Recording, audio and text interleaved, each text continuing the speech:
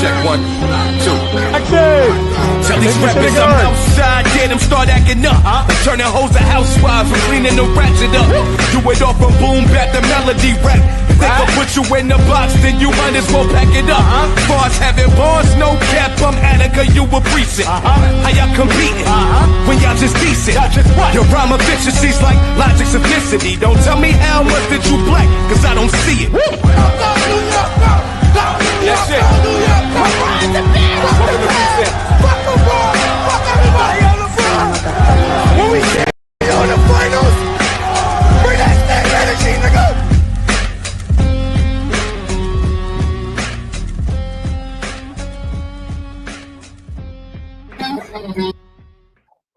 What's really good, everybody? Welcome to Knicks and Ish. Where you been? Yeah, I know. The summer's been kicking our asses, and we're trying to get some time. But thank you so much for joining us on Knicks and Ish. I'm your boy, the infamous one, Knickerbocker Ab, joined by the First Lady, Mrs. Knicks, and our co-host, Mr. Kev Rodriguez. What's really good? Today, we are going to be covering your favorite, and of course, our favorite Knicks moments in Knicks history. Of course, we got to talk about some Knicks news. We got an extension coming on, that's going to be hitting us, and of course, many much more. So, folks, how we all doing? How you enjoying your summers, Mrs. Knicks? Hey, how y'all been? I'm alive and kicking. Still alive, I think. Yeah. Heading home, but I'm ready for tonight. For today, y'all ready? Yep. That's right. As our recording is Saturday morning in beautiful August, and tonight and tomorrow, the WWE is putting up SummerSlam, the first two-night SummerSlam, which, all of us are all wrestling fans, and it's going to be interesting tonight. I can only say that I really like the promo that John Cena did last night, which is actually pretty cool. Did you guys see that? Yeah, I saw that. That was crazy. I didn't expect that. I feel there's a swerve coming, though. There has to be some kind of... Yeah. I mean, when I started, not to go on a tangent, when I started to hear his promo, and I started to think to myself, is he doing this because Hulk just passed, and he wants to be remembered as a hero, because the people compare him as like the modern day Hulk, and I'm like, yeah. So him coming back to his I guess his white and babyface version, it's actually kind of perfect, but this is just perfect for a swerve. I don't know. We'll see. Maybe it's one of those, where he switches up at the end and we seeing the heel John Cena again, You never know with these twists with the WWE, or you never know. Somebody that we least expect is going to turn heel. Yeah, absolutely. Let's get on to the Knicks news of the week. The New York Knicks just announced that they have re-signed and extended guard forward Mikal Bridges to a 4-year, $150 million extension that keeps him locked in for at least up to 2029, 2030, I think it is. I personally like the idea, for a variety of reasons. Number one, it kind of gets us out of that Giannis talk for a little while, at least until February. Yep, there it is. 4 years, $150 million. He could have signed if he took the full max. It would have been around 156, 157 million. So he's given the team somewhat of a discount, and at the same time, had he waited and gone into free agency, he could have gotten a whole lot more. I mean, we're talking about 200, maybe almost 300 with the with the CBA being what it is. Mrs. Knicks, what's your initial thoughts to this? I mean, I'm excited that it happened. I'm excited that it happened this early for multiple reasons. One, the trade talk. I'm over it.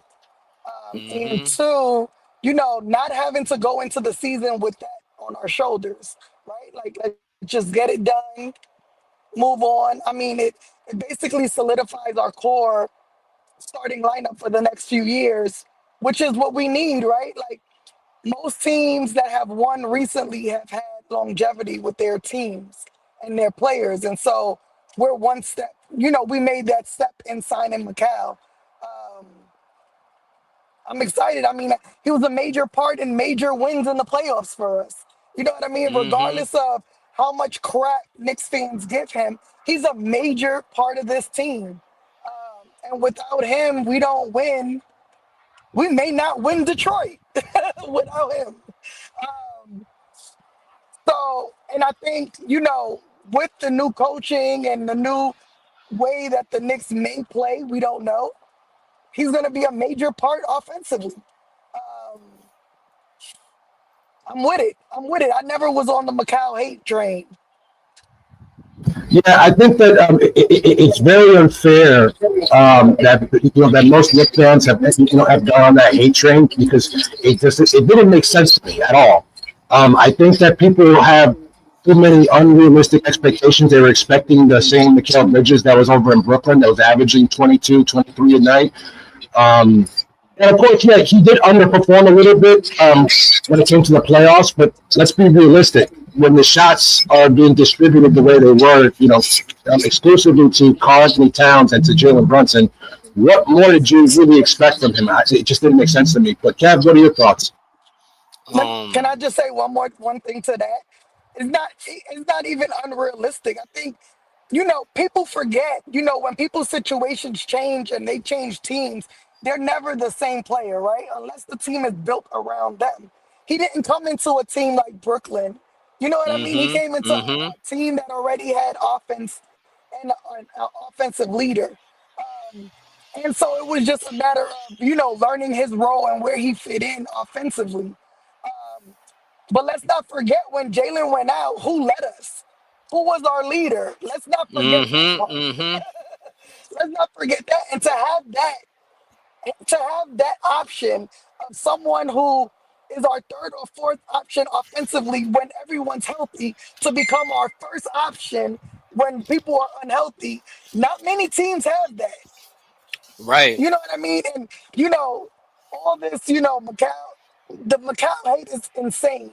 You know what I mean? And I get it because we gave up so many picks. But at this point, fuck all those picks. We've been saying it all year.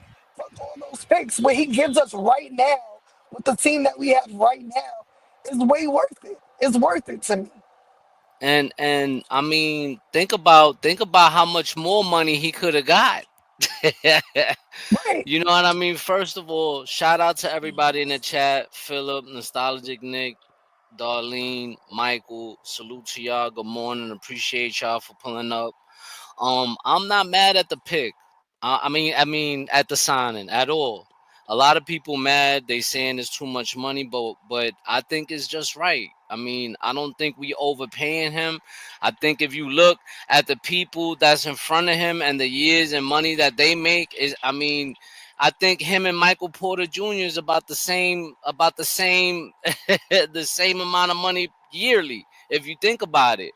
Um, and people not talking about the defense that he played in the playoffs. Some of the plays that he made, the one play that he made on Jaylen Brown to win us the game, the other play that he made against Jason Tatum to win us the game, the defense that he played on homie in Detroit. Homie, what's his name? How can I forget his name? Jesus Christ. You talking about Who? the two different Detroit. Fuck, I forgot his name all of a sudden. Jesus Christ, how can I forget his name? But anyway, y'all know who I'm talking about. You know what I'm saying? That's one of the reasons. That was one of the biggest reasons why the New York Knicks made that trade for him because of the what he brings on the defensive end. You know what I mean? Do I think that he needs to step it up a little bit offensively? Yes, because we've said it all season long last year.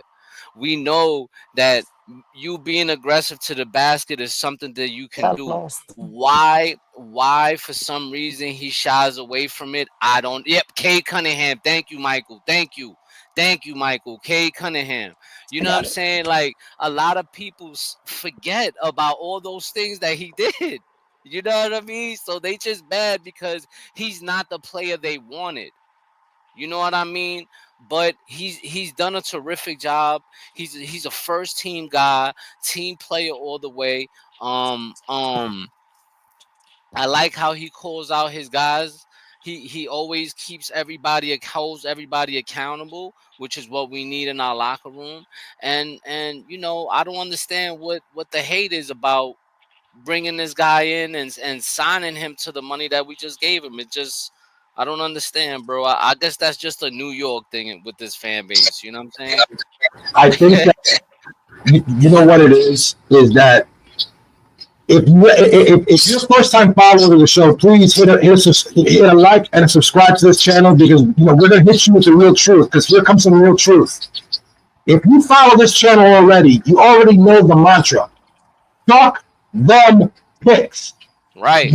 What are we worried about kids that are in junior high school right now or entering the 8th grade and we're concerned about drafting them, forgetting that how the draft system works, that if you're a good team that competing for a championship, the likelihood that you're not going to get any of those lottery picks is very, very low. I mean, it's not impossible. I mean, obviously we know that already because look at trends, but look at the situation as it is. So I think that people are weighing the amount of draft picks versus what are you getting right now? And secondly, I believe whoever just said it, Wolverine 1976, you hit it on the head. We just hired Mike Brown. He's a motion offense kind of guy. Who is the best motion offensive player on our team right now? Mikal Bridges. He's going to shoot from the outside. He's going to penetrate and get into the paint. He's going to still fade away every now and then. But his motion offense that Mike Brown likes to run, the Princeton offense, it's prime pickings for guys like Mikal Bridges, guys like OG Anunoby, and if the reports or the ideas that the theories that are being thrown out there, Jalen Brunson's going to be off the ball a whole lot more. So this is going to be prime pickings for him. So. I mean, good for Mikal Bridges. He got his bag. We got him locked in for for at least another 4 years. This gives us this stability. This is the one thing that a lot of us Knicks fans are saying: run it back. Well, now we got a guy and we can run it back because we have our core intact. Jalen Brunson signed to 2029. Carlton Towns to 2028, 2029. OG Anunoby to 2029, 2030. And then, of course, now Mikal Bridges up to 2030. This is exactly what you want if you're trying to compete and extending the window of a championship opportunity. This is what you do. This is what championship teams do. I honestly don't understand all the hate. You expecting LeBron James, which I'm sorry. Why would you want that? And let's not forget, he doesn't miss any games. He remains healthy. He is the Iron Man of the NBA. Yo, and even when Jalen Brunson went down, we still, I think we went 11-6 without him. Right. We didn't miss a beat. Right. We played. It wasn't. I mean, I wouldn't say we had to struggle to win those games, but we found out how to win without him, and he was a big reason for that. I don't think people forget about that. Well. Again, congratulations to Mikal Bridges. Congratulations to Leon Rose and Worldwide Rush for getting the deal done. We got our guy. He's going to be here for a while. We got our core intact. And now we can look forward to a great season without any distractions, without any bullshit. But even though, I mean, it's still being talked about, in most circles, we still have that empty roster spot where that veteran minimum is still available. And you already know how I feel. I think you've played that clip 100 Why? Lord, listen. why?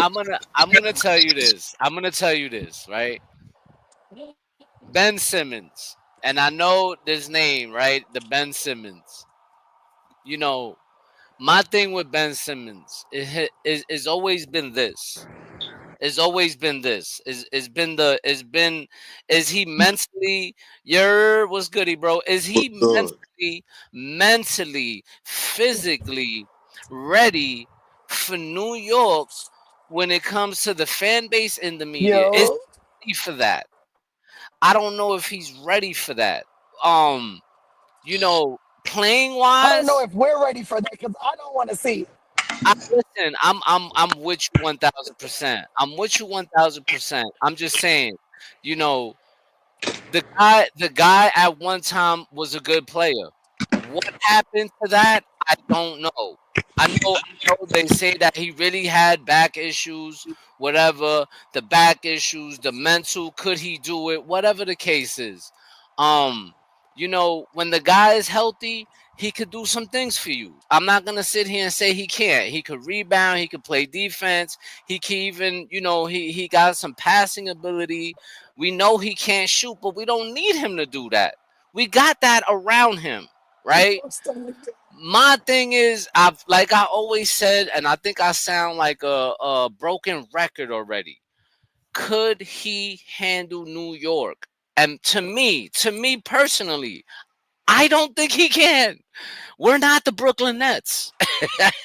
We're He not the couldn't even Brooklyn handle Nets. Brooklyn. What are we talking You about? couldn't. Yeah, this is what I'm saying. We're not the Brooklyn Nets. New York, the Knicks, as a whole, is a whole different animal. If things don't work out with this man, the fan base will completely, the media, the fan base will completely eat this dude alive, and I don't know if he'll be able to handle that. Well, you can see, ladies and gentlemen, you can see from the Horn of Love, our host has finally returned from the sabbatical. Tea time, what's good, brother? Welcome back. Hope all is You're good. So, Yo, yo. we're talking about that final after spot, but I want to ask you your take on the re-signing of the extension of Mikal Bridges. What's your thoughts, bro? And welcome back. Shout out to everybody. Shout out to the panel for always welcome holding back. it down. Welcome back. Yeah, I mean, I'm not even gonna be here for that long. I gotta get ready for work. I ain't gonna lie. I just pulled up. But yeah, much love to the panel. Much love to everybody in the chat. Yeah, I mean, y'all know the vibes. Make sure y'all hitting that like button, sharing as always. Karen, subscribe. Yeah, I mean, hit the notification bell. I'm pretty sure the panel already did all this, but I'm just, I mean, reiterating. But Yeah. but uh, what you call it? But I'm super excited about Mikal, re-signing. I always knew that the deal was going to get done. I told everybody, even the doubters, that like, yo, listen, you don't make that kind of trade for all those assets and not have a grasp if you can re-sign this guy. Uh, I heard Knickerbocker Ave a little bit talking about this is what championship teams do and keep their core together. Absolutely. It's a very rare occasion that you have major roster moves and on every year basis and you win a championship. Consistency is key. Most championship teams, I would say a good 99% of them, has consistency in their roster, especially in their core guys. And, again, I tuned in for a brief moment. Fraz was good, brother. You got consistency in roster. You feel me? Especially with their core guys. And this is what this brings. Again, tuned in for a little bit. Knickerbocker was saying a lot of things that I had to say about, this signing, which is we got these guys locked in until, most of them until 2028. That's tough. You feel me? Like everybody got this year deemed as a must-win year for the Knicks. I don't see it that way. I mean, obviously the path is a little bit more clearer, and you want to take advantage of the landscape ahead of you. But with this kind of consistency going forward, I mean, for the next 4 years at the very minimum. I mean, like I like our chances over that time period of, getting a championship or two for that matter, right? A lot of things play in the fact of health and all that, but this Mikal signing was good. I seen somebody briefly in my scrolling from one of them other panels or content creators said that this was a slight overpay. I was like, these guys is tripping. Obviously, they don't really like basketball. Yeah, I mean, uh, obviously they haven't been watching Mikal play, and they've been stat watching. You feel me? And even still, Mikal averaged with like 18 a game as like the a third or fourth option. That's tough. Fourth option. Fourth option, tough. Like 18 points a game, that's tough. Like, and what his is like 4 years, 170 something. No, 150. 4 years, 150. 150. What that breakdown? And he took 6 million. He left 6 on the table. Yeah. That's Just about to- just 37 to and a help. half. Right. My bad, Kev. I More. apologize. Nah. You was right on point. He said it's About 37 and a half million. 37.5 million. Yeah. Nah, he deserved that. Because you think about what he does defensively and the contributions on offense. When you if you're going to watch his his guarded by, I don't know the correct term for the stat, but the shooting percentage on guys that he's actually guarding, that's a stat that need to be watched. You feel me? Oh, Like, you mean that's, what he allows? I know what you're talking about. like Yeah. and you just look at the field goal percentage. Like, look Basically. at it in the postseason. We've talked It- about it on this show in the postseason when he was guarding Cade Cunningham, how drastically his numbers dropped when Mikal was the one guarding. When he was guarding Jason Tatum Tatum. Yep. and Jaylen Brown, how drastically their numbers dropped. Same thing when Tibbs finally allowed him to stay on Tyrese Halliburton. Tyrese Halliburton had his worst game of the playoffs when Mikal stuck on him the whole entire game. And he is not only that he did that in the postseason, he did that throughout the regular season. Then you talk about the fact that, knock on wood, this man never misses a game ever. That's value in that too. You feel me? So I'm very happy with this Mikal signing. I'm gonna land the plane after I briefly talk about this last roster spot. Y'all know who I want. I ain't got to say it again. You know what I mean? It's not gonna happen. It's not gonna happen. I know it's not gonna happen. But I'm gonna say what I want. And what I want is Bobo. You feel me? But I know it's not gonna happen. Oh shit. Yeah. I know it's not gonna happen. I know it's not gonna happen. Yeah, I was just about to say, if y'all haven't been watching, Tea Time has actually Listen, been I like really, Bobo. really good with that pick. And that's a great pick. That's a great pick. Listen, I like Bobo. I do. And I think we spoke about this a few years ago when he was available. I think it was before he went to Phoenix, right? Yeah. But from when you hear in a lot, like from when you hear about people, he just don't be in it. If you get what I'm saying. Kev, we know these narratives sometimes are straight bullshit too. Because look what they did to Melo at the tail end of his career. They was calling him all kinds of uncooperative, Right. play and all stuff like that. Look what they were saying about, you go back to JaVale McGee. They were saying that he wasn't locked in and playing. This man ended up helping the team win a championship. You know what I mean? As a pivotal part of a championship team, and the narrative on him that he was unserious and unable to take the game seriously. So he floated around the league for a long time, getting spot minutes in different places. And that's what I'm saying. Sometimes these narratives, sometimes they be right. Sometimes they be bullshit. That's all I'm saying. All I know is when Bobo get minutes, he's producing. He's producing. In every place that they actually gave him minutes, he got out there and produced at an efficient level too. He ain't just out there chucking shots. He's scoring and being efficient. I just think, in my observation, Cat's going to get in foul trouble. That's inevitable. He's going to be spending time on the bench due to foul trouble. That's just the way he defends. That's something I can see with my own two eyes on a game-to-game basis. It would be amazing to have somebody, I won't say that he's just as good offensively as Cat, but maybe like a slight tier underneath Cat offensively, and be able to still keep your big to spread the floor at a very high level, be able to create for himself in time to time, can run transition, and I wouldn't call him a dominant rim protector, but he could definitely block some shots. Like, I just think it makes sense. It's not going to happen, but I just think it makes sense. That's all I'm saying. Yeah. Well, now that I'm here, Y'all already know the vibe. It is the one and only Parlay Lord, aka Fast Taz. I'm in the We building. missed Y'all know that. what We it missed is. that. Shout out to all All my late. peoples in the building. Darlene, all my regulars. Y'all know what it is. Shout out the panel. You know I had to pull up because I don't know. I'm on a little personal trip right now. I'm in New York. I'm not home, so I'm in New York right now. So oh yeah, I need that, Kev. Thank you very much, Kev. Yeah, I appreciate that. Thank you. Thank you. But anyway, I don't know exactly what the topic is, but I'm just gonna add a few cents into what the It was panel was saying Macau. earlier. What'd you say, Macau? It was the Mikal It was Bridge. Yeah. Macau.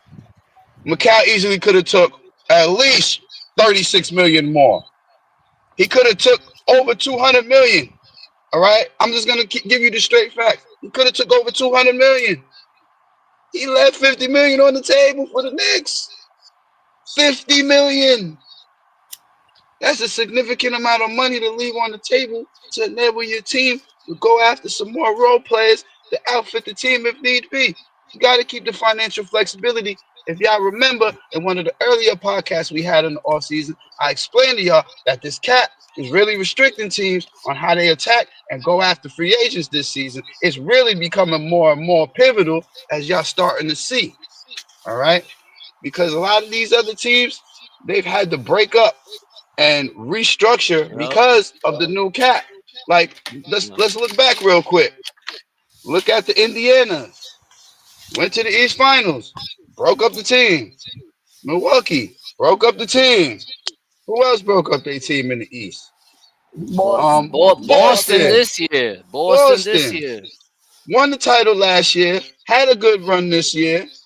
Unfortunate that they lost our Knicks, but hey, at the end of the day, it proves the Ain't nothing point. unfortunate about that, Fraz. Yeah, No, right, you know right, why I right, say it's unfortunate. right, right, You right. know why I say it's unfortunate. We wanted the ring, man. That's what's unfortunate. Not for Boston, for us. All right. Yeah. But but it proves the point that these teams who have had these superstars and have put together these so-called super teams, I quote unquote that, um, they've had to digress and go a different route. And the Knicks have held the core together. The core guys on the starting lineup was all signed, so it was only a matter of time for Bridges got his money anyway, you know. And I agree with one thing that was said. Kev has said one thing earlier in the week that kind of I agree with definitely, and it's the fact that Mikal, I need a breakout year from you one of these 4 years, my guy. What I mean is, I need you to try and pick it up to 20 points a game. If you start coming out scoring 20 points a game in the season, and you the fourth option, bro, it's gonna be very hard for teams to compete with us if we getting scoring. If we getting 20 points a game from four of our five top starters every game, like we did most of last year. You know what I'm saying? I want the Knicks to build on that, and Mikal got to get involved more in the offense. You know, his defense is great. Sometimes it digresses a little bit, which, it's understandable. We don't know how the game's going to play out half the time. But the main thing that I want Mikal to focus on is trying to score 20 points a game. Because as y'all saw last year, when our starters scored 20 points a game, we're hard to beat. We're hard to beat. That And also comes from a lot of minutes being played from the starters. Why yes. everybody was able to get, you know, 20 points. I think it's still possible. Don't get me wrong, especially with my Mm-hmm. style coaching. Again, I tuned in like a little bit at the tail end of Knickerbocker's, speech, and he was talking about how Mike Brown coached, and I agree with that. If you look at how the Kings were playing when he brought them back into relevancy, there wasn't no really true dominant scorer. I think Fox was averaging like 21 a game. Uh, I think Sabonis was averaging like maybe around 20, between 20 and 18. Sabonis was I can't Sabonis was a little lower than that. He was like 17, But, 17 and but what I'm 11, something saying like is that. the reason why they were winning games is because everybody was chipping in offensively. It wasn't Definitely. like And I believe healthy Fox could easily average like 25 a game when he's healthy. You feel me? So it was a sacrifice that the team made for the greatest success of the team. And I think this is what we're going to see this season. Uh, and the reason why, because, you know, it's weird when I watch people say like that Jalen Brunson is a ball hog. And I'm like, bro, y'all don't like, even though I ain't got no smoke for Coach Tommy T, y'all know I ain't got no smoke for Coach Tommy T, but it's weird to hear that because if you watch Coach Tommy T's career, the star player is usually like that. Like he wants the ball in his star player's hand all the time. You feel me? Like you go back to Chicago, Derrick Rose. Derrick It Rose. was other Yep. capable scorers on that team. You see what happened when Lou Deng got his bread and he left. His points per game went up. Yeah, I mean when he was on the Bulls. You look at when he was in Minnesota and he was the head coach. Cat was averaging what like 26 a game at that time, if I'm not mistaken. Yeah. Yeah, I mean Yeah. like this is 26 and 12. yeah, this is just the way that Coach Tommy T coached. The ball is in the hands of his star player. And Mike Brown is a little bit different. You know what I mean? You don't get the. I can't really go back to his history in Cleveland like that because the rest of that team sucked besides LeBron James. You feel me? So LeBron had to be the guy to score the ball because who else was going to score? You feel me? But again, I just call to memory his time in on the Kings, and the ball distribution on that squad was a whole lot different. You know what I mean? And I think we could see that uh I he likes to play fast, and I always said Mike Brown likes to play fast, and I always said this team is best suited for running the floor. We have everybody on our team can run. Everybody. Everybody, even though Cat is a little slow footed sometimes, but he fills the lanes properly. You feel me? And in a faster place would definitely benefit Mikal and OG Ananobi. You feel me? Yes. Definitely. They're going to get a lot more easy buckets because these guys could finish around the rim. OG may need to OG finishes well around the rim in transition. Not really in the half court, but in transition he finishes well around the rim. Mikal, he can get to the cup and he can finish around the rim. But let's not forget what he did to Cade Cunningham on a fast break. Yeah, that man is immortalized as a poster. He's immortalized. You Facts. know what I mean? Big. And then you look to the likes of the people coming off the bench. You got Jordan Clarkson. Jordan Clarkson's going to love playing a faster pace. You know what I mean? Because not only can he get to the cup, he can shoot in transition. You feel me? Yabusele could run the floor really well. You know what I mean? Like I think the more I wouldn't say I was mad at the Michael Brown pickup. I wasn't. You know what I mean? I thought I think it's a great pickup for the place that we are. But the more I think about it, the more that I am comfortable. I get more comfortable when thinking about it. When you think about how this roster is constructed and the kind of coach that Mike Brown is. Uh I think as much as Coach Tommy T uh played the guys minutes, I also think he rested them too much when it came to practice time. And sometimes that showed in the game, like with the early lapses and trying to figure out what we're trying to do offensively. And I think that's largely because we didn't practice it enough. Walkthroughs is sometimes not enough.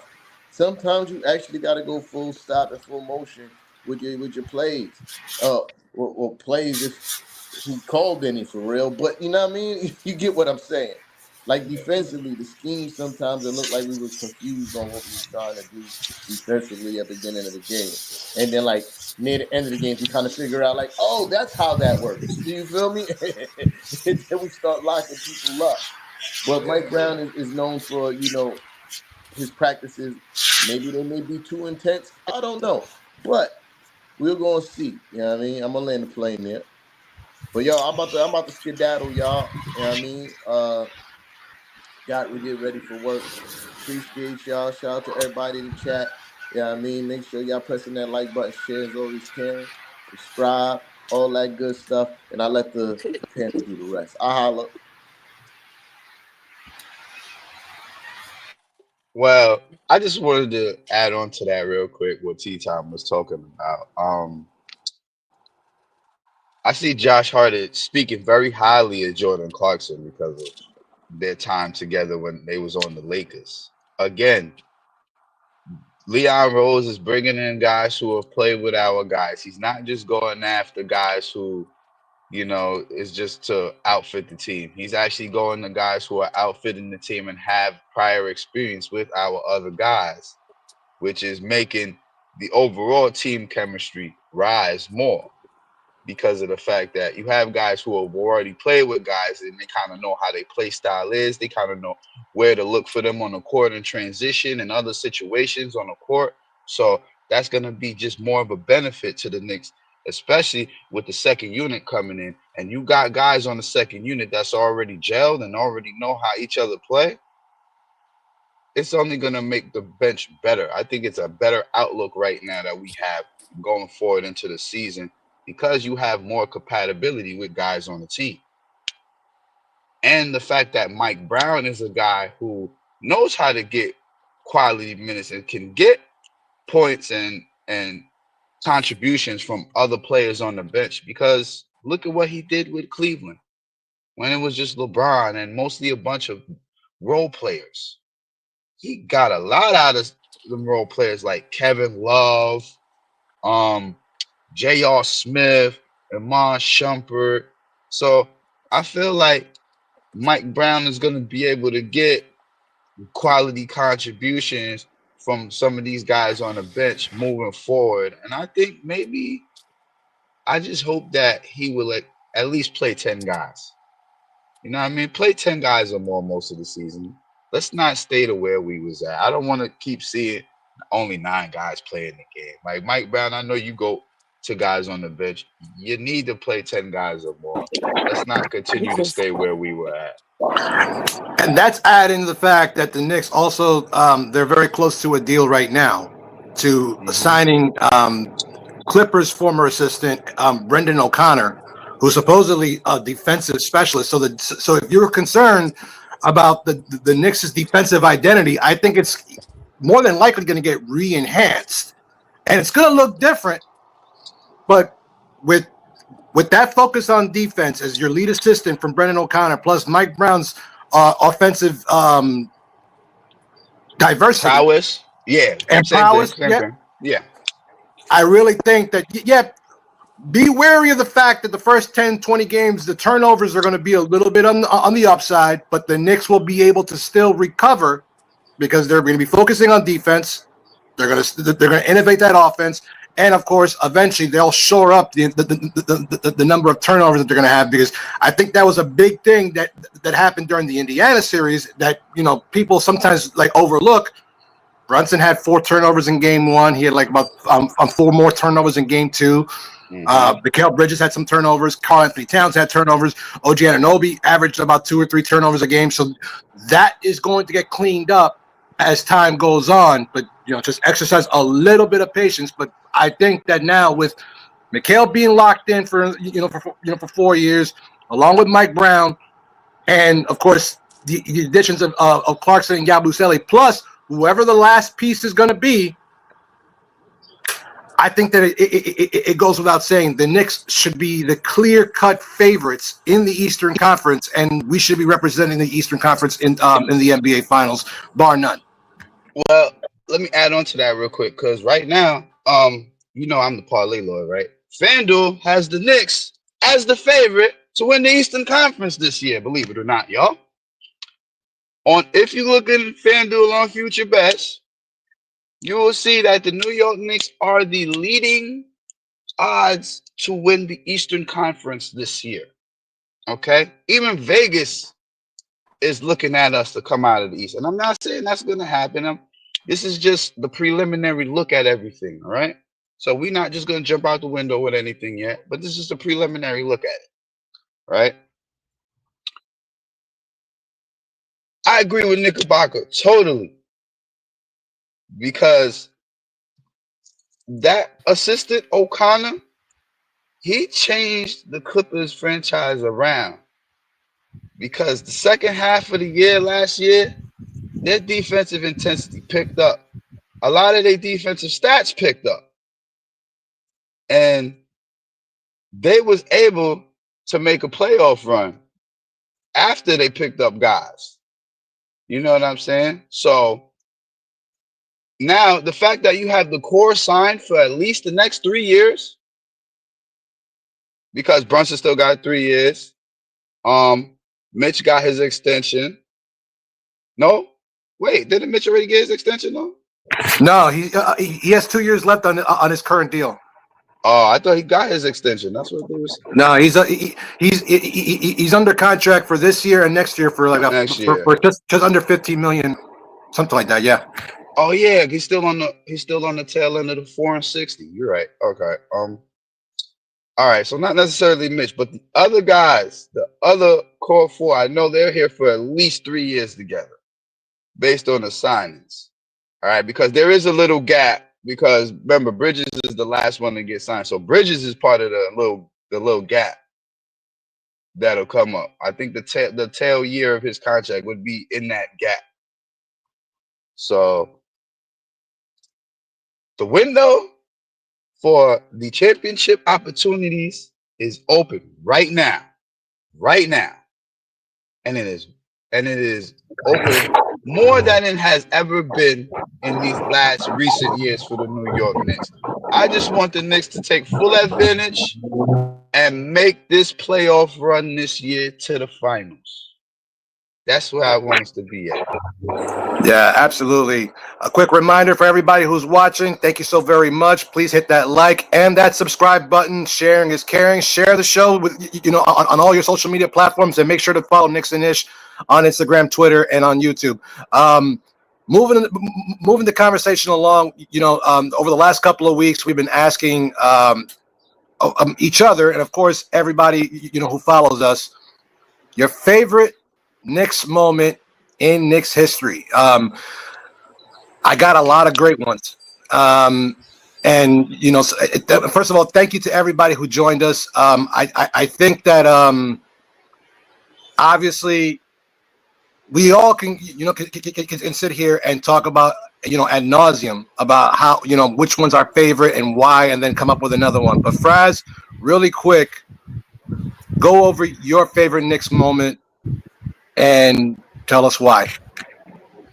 Okay, so for those of y'all who didn't see my video that was posted on the Knicks Ish, I'm just gonna make a small recreation right quick, because my favorite moment of all time in New York Knicks history, again, I'm gonna take y'all back all the way back to February 28th, 2003. Why this specific date significantly? Because for me personally, the best ever Jamaican-born NBA basketball player got his jersey retired in the rafters of Madison Square Garden. I'm talking about our captain, Patrick Ewing. I think it goes without saying that Patrick Ewing, arguably, it's argued a lot on who is the greatest Knick of all time. Patrick Ewing, all-time New York Knicks leading scorer, all-time New York Knicks leading rebounder. I believe he's also the all-time leading shot blocker and assist. When you have a guy that takes New York on his back and carry us into a journey that he did, whether it was the 1994 NBA Finals, whether you want to criticize him for the 95 finger roll, and then of course when playing hurt in 1999, most of that season, to still carry us as far as he could to lead us into that NBA Finals, it goes without saying Patrick Ewing, by far my favorite player of all time. That was great to see. That was, that was like, I feel very blessed to have lived through that. Mrs. Knicks?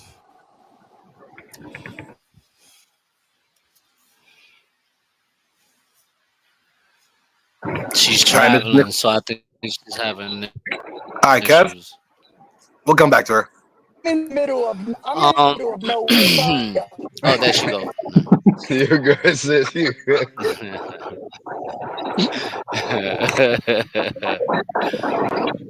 We'll come back to you, Mrs. Knicks. So, Kev, anything you want to add to Pat? I mean, I think the toughness that he brought to our team, the leadership that he brought to the Knicks was something different. If I think that they waited way too long to bring him the help he needed it at the time when they brought in Latrell Sprewell. By that time, it was a little too late because he was dealing with all those injuries and basically he was on I would say like maybe on the end of his career. So Hmm. so but that time, man, if it wasn't for Michael Jordan, let's be real. If it wasn't for Michael Jordan, we could have won at least two or three chips. He was in the he Michael Jordan was in the way of all that. You know what I All the mean? time. And even with that, with all the help Michael had, Just park in front of this.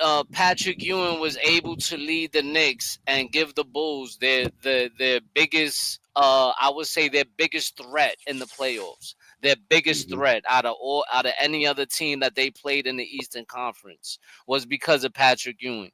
Um, but my favorite moment though, my favorite moment was that Allen Houston lob to win us the game in game 5. Uh, That was my he, favorite moment. you Um he means the jump shot, y'all. We know what he's talking about. He's talking about yeah, yeah, the yeah, Allen the Houston floater, the jumper. floater, the float, Yes, the to floater, win the the series floater. with I eight said tenths of a lob. second. Yeah. Right, right. To me, that to me was because nobody expected that team to even beat Miami. Miami was the number one seed that year. And They we were was the number supposed to 8. sweep us in 4, bro. Like they were supposed to sweep us, get rid of us quick, and it just didn't happen. That whole series they were going back and forth. I mean, really nobody had control of it, really. You know what I mean? Until we went in Miami and with the floater, to me that was my favorite moment. Even though we lost to San Antonio when they had a young Tim Duncan and David Robinson still playing, that was a hard team to beat. But the way we got there, I think that was my favorite moment in Knicks history. It goes without saying that series should, it's the second time in NBA history that the number 8 seed defeated the number 1. Once. Yeah. And the reason why that one is so epic and so monumental was because the Knicks had a horrible season. Remember, that was the shortened season. It was only 50 games because we were privy to a lockout, and the Knicks just never got out of the gate right. They just didn't. And if for some reason, seeing their old rivals, seeing Pat Riley on the other side, seeing Alonzo Mourning, seeing Tim Hardaway, seeing Dan Marley, seeing Jamal Mashburn, seeing all those guys lit a fire deep in their belly, in the hearts of Patrick Ewing, Latrell Sprewell, Allen Houston, Marcus Camby, all those Knicks. And for them to come out in the manner that they did, a lot of times you have to be more lucky than good. And fortunately, for us as Knicks fans, the Knicks were both. They were lucky, they were good, and that what created a hell of a moment. Fraz, anything you want to add to that?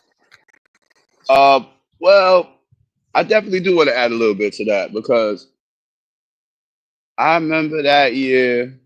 Matter of fact, what's crazy about that series was we was up 2-1 going into game 4, right?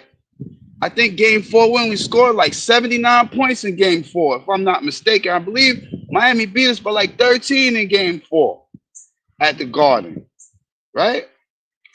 So it was key for us to go game 5 and go into Miami and win that. And that game was close too. That game 5 was also a low scoring game, as a matter of fact. Like, but the makeup of the team we had, that team was one of the most tenacious New York Knicks teams that we've ever seen play. Like literally, and I can't think. I gotta say Marcus Camby because man, Marcus Camby was one of the most pivotal players in that run when Patrick Ewing went down, Camby was scoring like 20 a game. For real, y'all. Like Camby was scoring 20 points a game in them playoff games, man. And it was like, whoa. That was the kind of production we was waiting to get from Camby, because a lot of Knicks fans at that time felt Marcus Camby was kind of hindered a little bit playing behind Patrick Ewing. But if you watch Marcus Camby throughout his career, you know he was one of the most pivotal role players that we had even before that 99 season. You know what I mean? That's what I still consider that one of my favorite moments as well, because that showed how much grit this New York Knicks team had against our rivals at the time. Like, they was really our rivals. Like, go ahead, Knickerbocker. And remember, the amount of shit that people were giving for that trade, because we traded Charles Oakley to the Toronto Raptors so we can get him. And I mean, everybody to this day still loves Charles Oakley, you know, for his tenacity, his toughness, and his enforcement skills. And yeah, it was hard to see him go. It was hard to see John Starks go. It was hard to see a lot of key pieces to go that year. But for some reason, I don't know if it was Ernie. I believe it was Ernie Grunfeld, who was the GM at the time. He made he took a roll of the dice and went with it. Got us Marcus Camby, got us Latrell Sprewell, got us the pieces that we needed, added to the core of Patrick Ewing, Allen Houston, and Chris Childs, and Charlie Ward, and made it work. And I'm very thankful of that. Mrs. Knicks, anything you want to add to that, to that great moment? No, I mean, that was a great moment. I mean, to me, all the 90s was great moments. But that was super.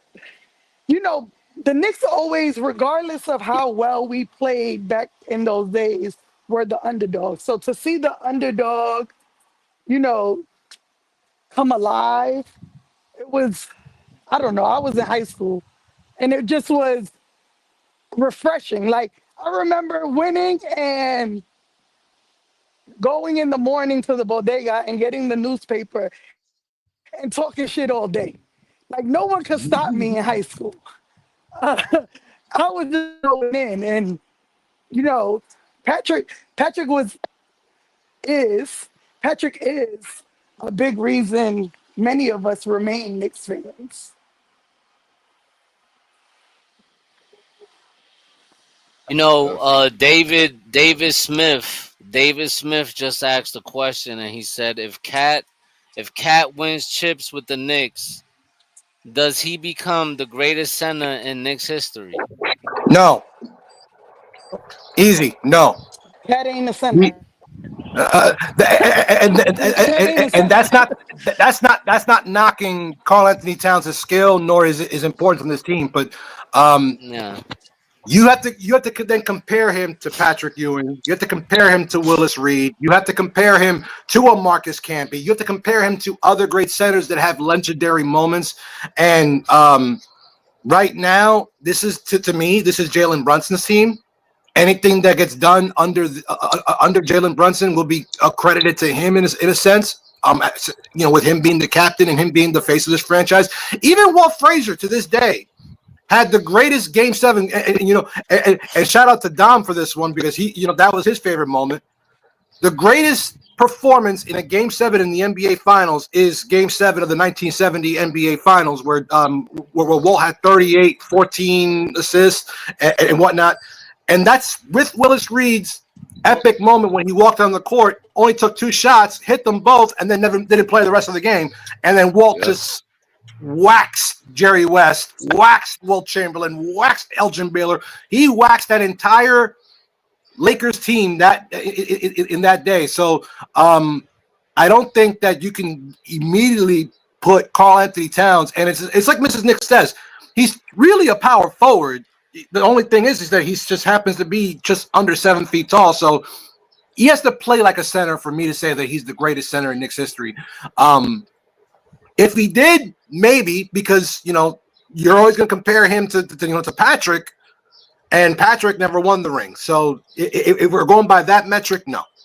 Well, to me, honestly, I think it depends on what kind of performance does he have in those moments that will tell you if he is the greatest center in Knicks history or not.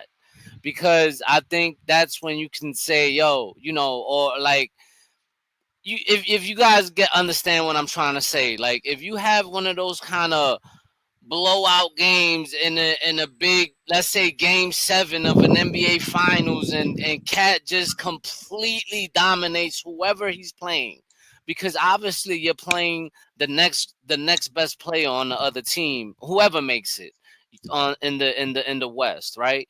So I guess it depends on what kind of game or what kind of situation the Knicks are put in for us to actually say who will be the next big greatest Nick ever, if y'all get what I'm trying to say.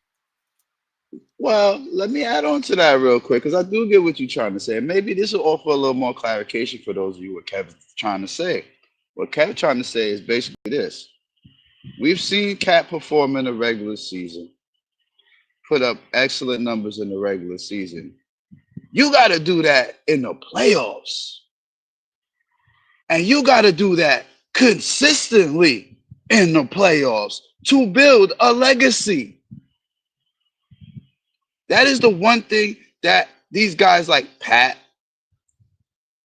Clyde, Willis, they've done this consistently in the playoffs when it mattered the most.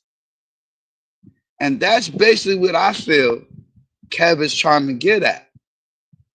Because how else do you cement your legacy as a player by having an extraordinary playoff type career?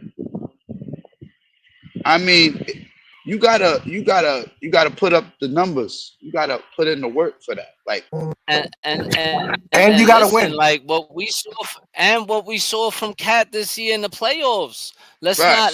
He played incredible. I mean, in my opinion, I thought he played great. And at some point when teams were rushing Brunson, I thought that they should have utilized Cat more.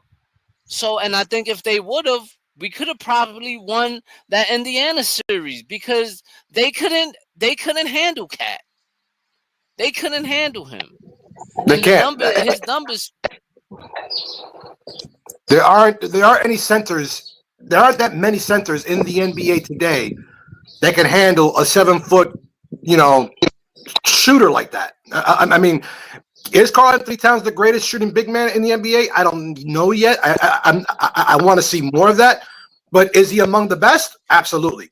And to be able to have to guard a 7-foot shooter, some similar to what what Porzingis was to for the Celtics last year, then maybe. But for me, Karl-Anthony Towns is just not a center. And listen, no, he's not a center. I agree with you, but I do agree with Darlene.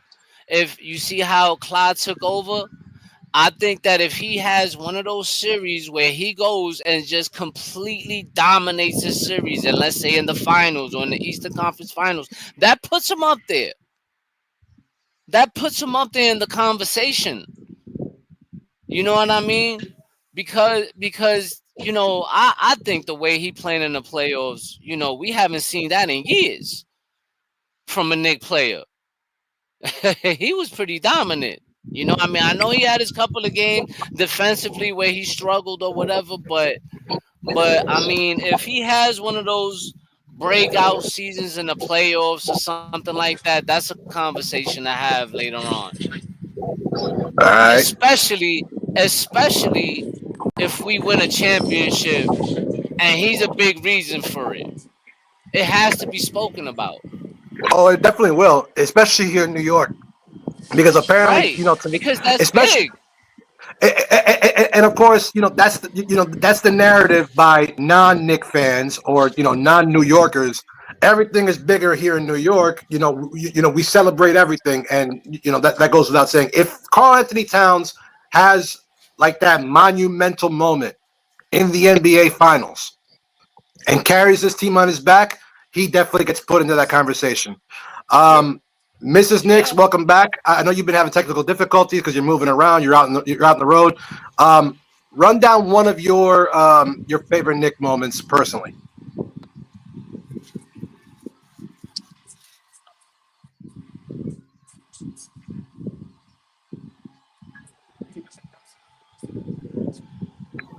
Mrs. Knicks? What was the question? Sorry, Your, bad section. you Yeah, had I hardly can. you put out 2 videos of your 2 favorite Knick moments. Run down one of them for me, please. Oh, so I would say it wasn't my favorite Knicks moment, but I knew what y'all were gonna select. I decided to select something different. And as a fan, it was super fun to watch Linsanity because he was absolutely an underdog. No one knew who he was or what he could do. And him being able to put up the numbers that he did against the teams that he did and in the fashion that he did was amazing to watch as a fan. And I don't think, as much as he pissed me off not playing in the playoffs because he wasn't whatever 75, 85%, being able to witness that during the season is unforgettable. Um, like I mentioned in the video, I've never seen a crowd in Toronto cheer for the Knicks as hard as they cheered for the Knicks when Lynn put up that game in Toronto. So definitely a very memorable span of games as a Knicks fan. Me personally, I tried to forget Linsanity because of what you said. He didn't play in the playoffs, and and then of course that poison pill contract he signed right afterwards. But I would be remiss as a Knicks fan to not recognize the impact that Linsanity had during that time, because those couple of weeks, I think it was a 3-week period or something like that. The Knicks were the hottest topic on every single message board, on every single talk show, on every single sports show, because here comes this Harvard graduate, relatively unknown, Asian American, who was sleeping on a bench player's couch, I think, or Landry Fields' couch. He was a starter at the time. Landry Fields, and who now, oddly enough, is the general manager of the Atlanta Hawks, but that's another story. And carried New York on his back for those 3 weeks, especially that epic game against Kobe Bryant and the Los Angeles Lakers, where he scored 38, I think it was. That is almost it was almost identical to what we were just talking about earlier, the 1970 Walt Frazier Game 7. Not the biggest impact, because obviously it didn't lead to anything other than a victory, but Parlay Lord, your thoughts on Linsanity? I mean, Insanity took over New York for a minute. Like, he had a stretch of games where nobody knew that he was going to put on, like Sis said, but it showed like you can't never underestimate a guy. You know what I mean? He came in, but he showed signs of what New York was like. He had that heart as a player, and Linsanity just ended up taking over New York for a minute. Like you couldn't stop hearing the praise of Linsanity. Like that's always being talked about. Yo, Jeremy Lin, what you think, Jeremy Lin? But it was just, to me, it was a time where we weren't talked about as much. You know what I'm saying? So it kind of gave a little relevancy back to the franchise for a minute. You know what I mean? So it made an impact. Just for me personally, not a big enough impact as far as like Knicks history, but it is Knicks history. You know what I mean? You have to remember when Linsanity first struck, Amari Stoudemire was hurt. Mm-hmm. Carmelo Anthony was hurt. I think Tyson Chandler was also hurt. And he just, no one thought that he was going to even get any playing time. And then all of a sudden, you put this, this 6'2" little Chinese kid out of nowhere, and he just dominates. Kev, any reminiscent thoughts about Insanity? Um, Sorry, I was on my. There you go. I mean, I was hyped with everything he did, during that span because nobody expected him to do whatever he did. But to me, all that went out the window once he said, I'm 85% ready, but I'm not, trying to risk it. I forgot exactly what he said, but it was something that stood with me. And I was like, I remember that year because we needed him. We needed him back for us. I think we was about to play Miami, if I'm mistaken, and we needed him. You know what I mean? We needed Linsanity. We needed that to be able to try to get to the next level. And when he said, I'm 85% ready, but I don't want to risk it. I'm like, yeah, that's it for me. I was done. And then it Karma, the way Karma works is crazy because he signs the contract with Houston, and it never worked out for him after that. So sometimes the grass ain't green on the other side. You know what I mean? Sometimes being loyal pays. The Knicks gave you an opportunity when no other team did. The Knicks opened up the door, and you did great with us, and then you decided to take the money and go. And after that, I was just turned off, completely turned off.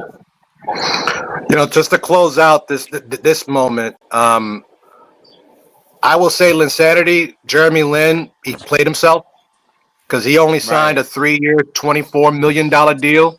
And had he played in that playoffs, not saying that we would have won against Miami because that was LeBron, Wade, and Bosh, at their peak. Mhm. But had Mhm. he played that and he performed well as much as we think that he did, because you guys hit it on the head, we needed him. But had he played and performed, he would have gotten a whole lot more, Right. And Right. then the Knicks would have had no choice but to match whatever qualifying offer he got because he was a restricted free agent. He signed that $24 million deal with Houston, and Mhm. the Knicks just chose not to match it. And that was actually the smartest thing that they did was let Linsanity go, especially with that poison pill provision. Um, Finally, And if I'm not there's some. mistaken, and I'm sorry. Oh, I'm my bad, bro.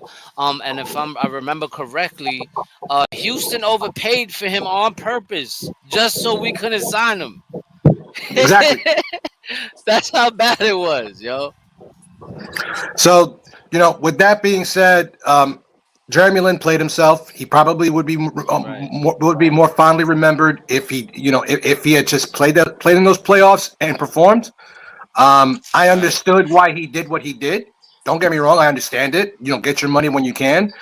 And I think he ended up with a ring with Golden State at the end of the day, but he was basically a non-factor. But um, there were so many other great moments that our fans contributed. Obviously, the 1986 first round playoff against the Boston Celtics. There was also Mike from Pudgy Boy Sports Talk. Give him a follow. He gave us Carmelo Anthony's epic game against the Chicago Bulls, where he tied it and then won it in overtime. That was a great one. I think I always like to frame mine for last because I got to take you back to 1993, Game 2 of the Eastern Conference Finals. The Knicks were up 1-0 over the Chicago Bulls. The Michael Jordan-led Chicago Bulls, mind you. And then John Starks. I think most of us, if you were a Knicks fan during that time, have this poster on your wall, the dunk. And Yeah. when he did that, that left-handed dunk on the baseline over Horace Grant and Michael Jordan in the picture, I remember it finally, because in 1993, where was I? I think I was in the 7th or 8th grade, and just the amount of talk in every school, in every classroom, in every water cooler, in every street corner, in every bodega, in every fucking place that you can think of in New York City, that dunk was talked about. And I will never forget it. Anytime, yes, you can say what you want about John Starks, especially, when the 94 Game 7 and all that stuff. And some people may never forgive him. But I will always say John Starks will always be, fondly remembered in my memory and in my heart for that moment, because he gave us something to talk about during that time, especially when you were competing against an unstoppable force like Michael Jordan and those Chicago Bulls, the defending world champion Chicago Bulls. I mean, that dunk, you can see it right there. That dunk is etched in history, for any Knicks fan. If you're over 35, over 40, you saw that, and I'm sure you jumped out of your seat. Mrs. Knicks? Jumped out of my seat was not the word. I was in complete disbelief when this dunk happened. Just because you didn't really see John Starks dunk too much. And to do it against in the playoffs against on who he did it, I think I probably was supposed to be asleep because I was supposed to be going to school the next day. And probably jumped out of my bed, to be honest. But still trying to be as quiet as possible so I didn't get in trouble. But yeah, I think most Knicks fans had the same reaction to this dunk. And, all these years later, it's still talked about. It's still probably one of the best uh, plays in Knicks history. Just to reframe it before I head to you, Kev, is that it's only remembered by 2 words. Michael Jordan. The dunk. The dunk. Right. Yeah. And I've had the fortunate blessing to have traveled around the country. When you mention the dunk, they're not talking about Michael Jordan's from the free throw line in the slam dunk contest. They're not talking about Dominique Wilkins. They're not talking about LeBron James or Kobe Bryant. They're talking about John Starks, Game 2 of the '93 Eastern Conference Finals. I mean, sometimes you might get a little mixture, but when you talk about the dunk, they're like, oh yeah, that dunk. Yeah. What do you think, Kev? Nah, it was a special moment in Knicks history. Obviously, John Starks was one of those guys that, he was the underdog, the pesky defensive player that everybody doubted, you know what I mean? And who always gave Michael Jordan a fit. He was a pain in the fucking ass. I actually met him through FaceTime one time, and he seemed like a pretty cool dude. Shout out to my man Ty West. He called me through FaceTime, and John Starks was there, and I was able to talk to him briefly. But it was an epic moment in Knicks history, and it's something that will never be forgotten. Absolutely. Parlay Lord, the dunk. You mean the dunk? You mean the John Starks dunk? Like, how much more can we say about this, man? This guy beat 2 defenders on the baseline and dunked on the most prolific player at that time in the NBA. Michael Jordan. When everybody always saw Michael Jordan getting the better of John Starks. John Starks outshined Michael Jordan that game in the Knicks victory.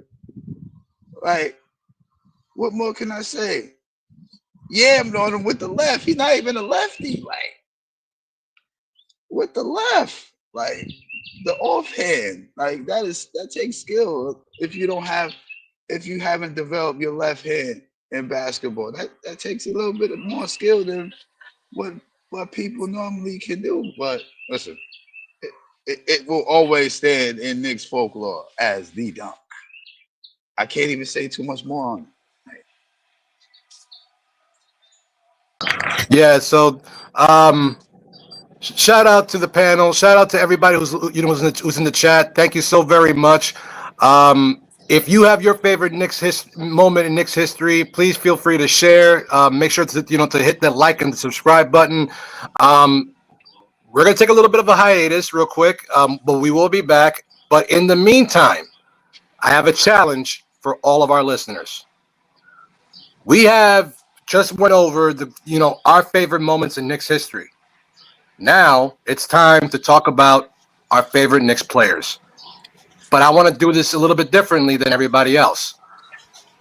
What I challenge everyone who's listening is to give me your all-time New York Knicks starting five. That means your favorite point guard, your favorite shooting guard, your favorite small forward, your favorite power forward, your favorite center.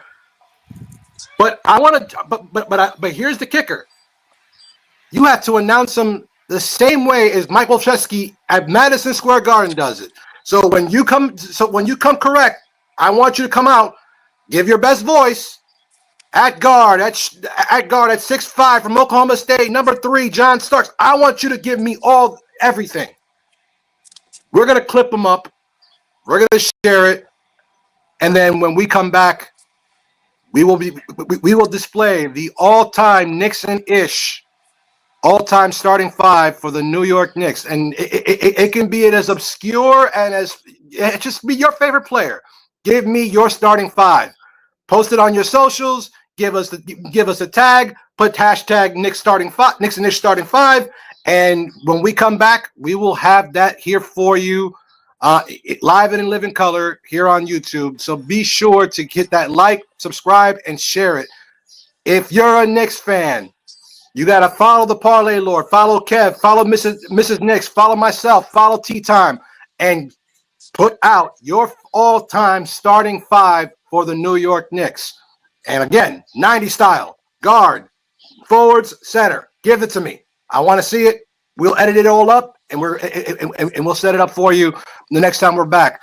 Guys, this was fun. I hope you guys get to enjoy the rest of your Saturday and the rest of your summer.